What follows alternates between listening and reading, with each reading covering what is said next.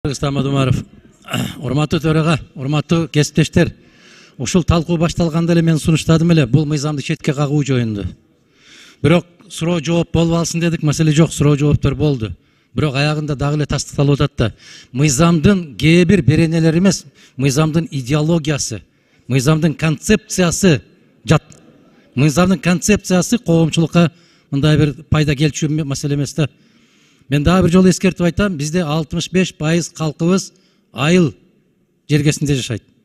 Могул жердеки тийиштүү маселелердин көпчүлүгү ошол айыл жергесиндеки көп балалуу энелерге, баатыр энелерге, 3 баладан ашык балдары бар энелерге бийик тоолуу аймактардагы жашаган жашоочулар жөнүндө сөз кетип баратат.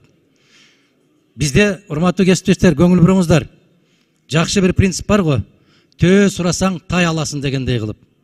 Булардын мыйзамдын концепциясы төө сурап келип атат.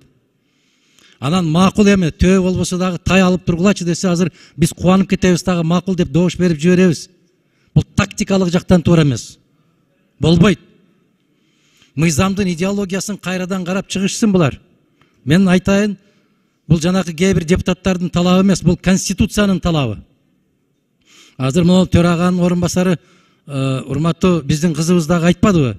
Конституциянын 44-чү беренеси боюнча пенсиядагы, жөлөк пулдагы бардык социалдык төлөмдөр эң керектелүүчү куржундан кем болбоого тийиш деп Конституцияда жазылып турат. А булар 2000 сомдон 3000 сомго көтөрүп коебуз десе, ура деп баякы мүйүздүү болобуз деп кулактан айрылабыз туугандар. Ошондуктан ошол пенсионерлердин, жалпы жашоочулардын талабын эске алуу менен мен баякы башындагы сунушумду кайрадан кайталап киргизем. Биринчи сунуш катарында добушка коюңуз.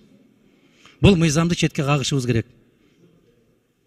Ошондой. Анан тийиштүү өзгөртүү түзөтүүлөр менен жаңы мыйзам долбоору катарында. Анын үстүнө бул мыйзамды азыркы өкмөт кабинет министрлер киргизип аткан жок. Муну 6-чакырыштагы депутаттар киргизип кеткен. Андан бери заман өзгөрдү.